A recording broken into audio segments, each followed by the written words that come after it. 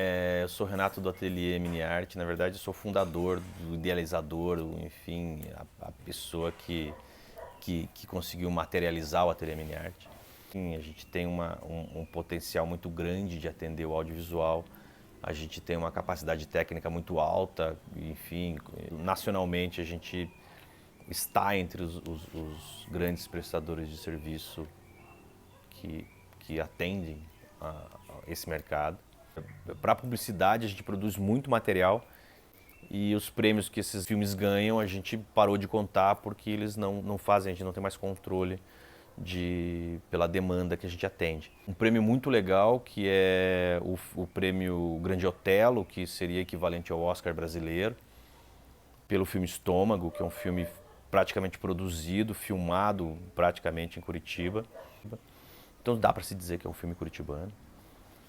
O Ateliê Mini Arte é um ateliê que produz efeitos visuais, ele produz cenários muito específicos.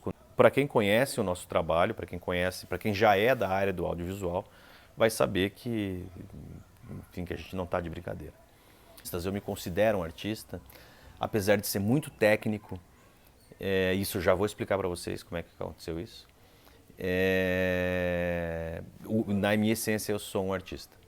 Mas quando eu comecei esse processo, não necessariamente eu pensava em usar esse trabalho para o audiovisual.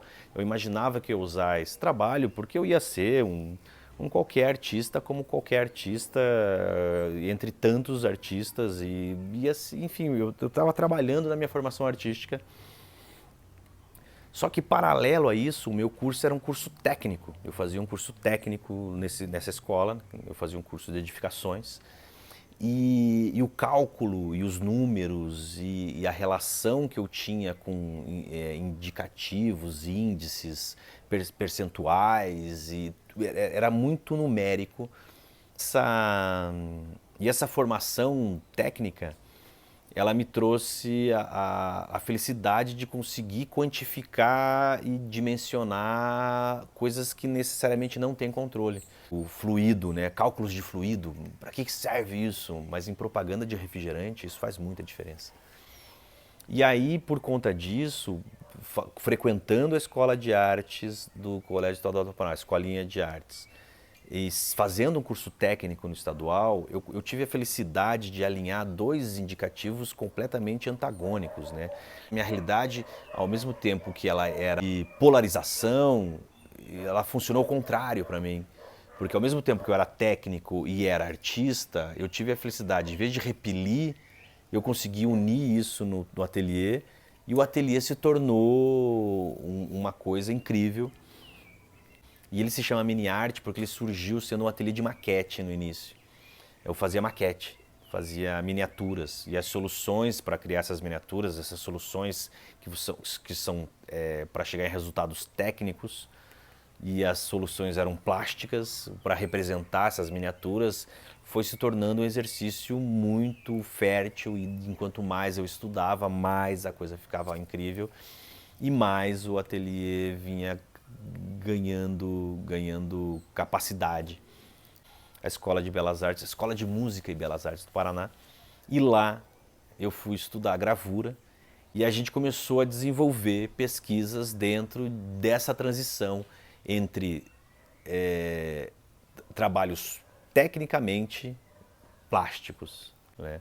Porque se a gente for fazer uma retrospectiva, um curso técnico de edificações, especificamente, você fica muito aprisionado em desenhos técnicos, né? Você sempre tem que obedecer uma régua, você sempre tem que obedecer uma cota, você sempre tem que obedecer um número. E a partir do momento que eu me libertei dessa necessidade de estar aprisionado dentro dos números, a gente ganhou uma liberdade e uma flexibilidade e uma plasticidade muito grande. E aí a coisa ganhou asa e a gente literalmente ganhou o mercado do audiovisual. E foi muito engraçado porque em 2 anos de ateliê, trabalhando para o audiovisual, a gente já era conhecido nacionalmente sem ter consciência do quão potencial a gente tinha. Eu lembro que a gente chegava num set de filmagem, eu não sabia o nome das coisas. Tipo, eu chamava as coisas pelo nome que eu conhecia, sabe? Dentro do audiovisual você chama uma extensão de prolonga. O ateliê é muito significativo dentro da produção de audiovisual porque ele permite excelências técnicas em imagens que às vezes alguns filmes precisam para contar. Essa reflexão que aconteceu nesse momento em que as coisas pararam e que a gente passou a perceber que,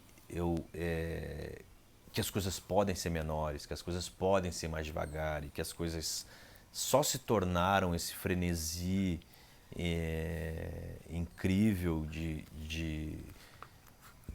consumo, dinheiro e tempo que fez com que a gente mudasse obrigatoriamente a nossa postura.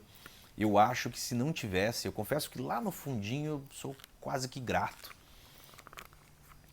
com isso tudo que está acontecendo, porque a gente vinha numa bola de neve descendo barranco abaixo que ninguém poderia segurar, e enquanto mais força a gente tinha, mais a gente girava e mais energia a gente tinha, e era uma coisa que lá no fundo é uma tristeza você sofrer isso, ter pessoas próximas, enfim, sofrendo, há o problema da perda de pessoas queridas, e isso tudo é muito triste, mas esse freio de mão que a Pachamama resolveu fazer pela gente, ela criou uma reflexão que a gente pode fazer, a gente deve fazer menos não, a gente deve fazer o melhor com menos. A gente não, porque a gente entrou num mecanismo de que a gente só consegue fazer melhor com mais.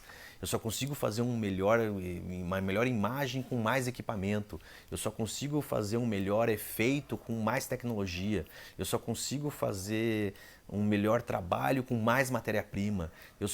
As pessoas entraram num consumo de que eles não tiram todo o suco da laranja. As pessoas entraram num consumo de que eu só preciso do grosso, a diferença, o diferencial, a pequena, a alta performance de cada produto, ou de cada item, ou de cada material, ou de cada tecnologia, ela nunca é sugada até o limite, ela é sugada o grosso.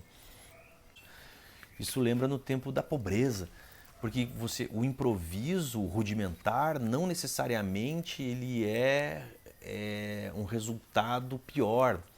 Muito pelo contrário, ele é muito bem feito na condição que a situação oferece.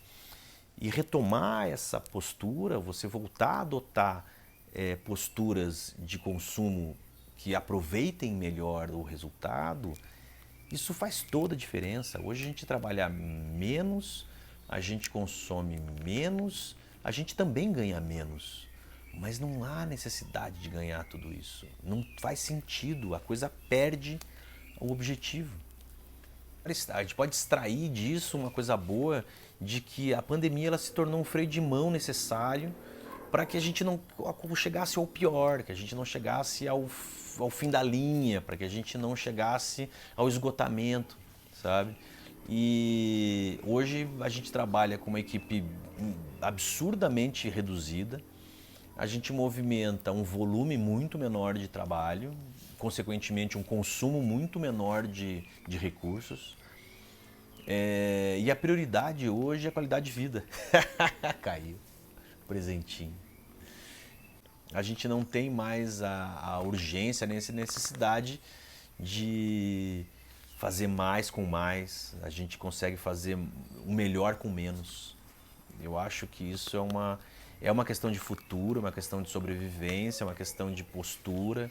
É uma postura ética que a humanidade não teve capacidade de fazer e a Terra decidiu pela gente. Então é isso. Aquele abraço.